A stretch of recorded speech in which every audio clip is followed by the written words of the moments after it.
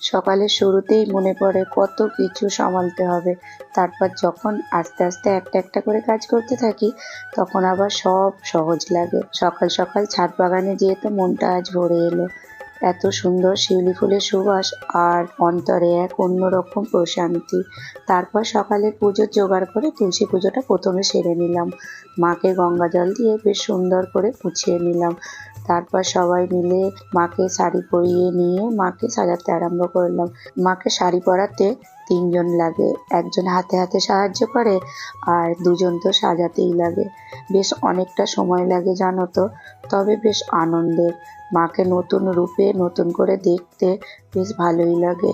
আর প্রতিবার মাকে সাজানোর পর মুখটা যেন একটু অন্যরকমই লাগে। প্রথমে যখন মায়ের মূর্তিটা তৈরি করতে দিয়েছিলাম, তখন বুঝতে পারিনি যে মাকে কোনোদিন আমি আবার শাড়ি পরাবো, ভালোভাবে সাজাবো, গয়না পরাবো, নিজের মনের মতন করে তাকে রেডি করব। এই জন্য সাজানো আর গয়না পরানো প্রতিমা বানাতে দিয়েছিলাম। আবার আবার মায়ের মূর্তি বানাতে দেওয়ারও একটা গল্প আছে। যখন মায়ের মূর্তিটা বানাতে দিয়েছিলাম, তখন একটা অন্য রূপের ছবি দিয়েছিলাম। দোকানের মালিক বলেছিল, এখানে যেসব মূর্তি আছে এর মধ্যে যে কোনো একটা মূর্তি পছন্দ করে অর্ডার দিলে ওইভাবেই বানিয়ে দেবে। আর মূর্তিটা 21 দিনের মধ্যে বাড়িতে পৌঁছে যাবে। 15 দিন বানাতে সময় লাগে, কিন্তু তবুও কটা দিন বেশি সময় নিয়ে 21 দিনের মধ্যেই বানিয়ে বাড়িতে পৌঁছে দেবে। কিন্তু সেটা হলো না, কারিগর ঠিকভাবে তৈরিই করতে পারছিল না।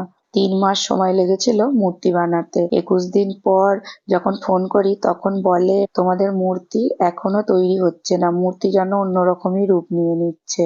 এখনো আমরা চেষ্টা করছি। আমরা বললাম, যে রূপে বানছে সেই রূপেই আমাদের বাড়িতে মাকে পাঠাও। কারিগর আর মায়ের ইচ্ছা মতো মূর্তিই হোক, আমাদের কোনো আপত্তি নেই। তারপর 3 মাস পর বাড়িতে মা এলেন, নিজ রূপ নিজে নির্ধারিত করে। সে মন্দির বানানোরও এক গল্প আছে। আজ থাক, অন্য আর একদিন শেয়ার করবো তোমাদের সাথে। মায়ের পুজো সেরে অল্প জলখাবার বানিয়ে নিলাম। তোমরাও মায়ের আশীর্বাদে খুব ভালো থেকো।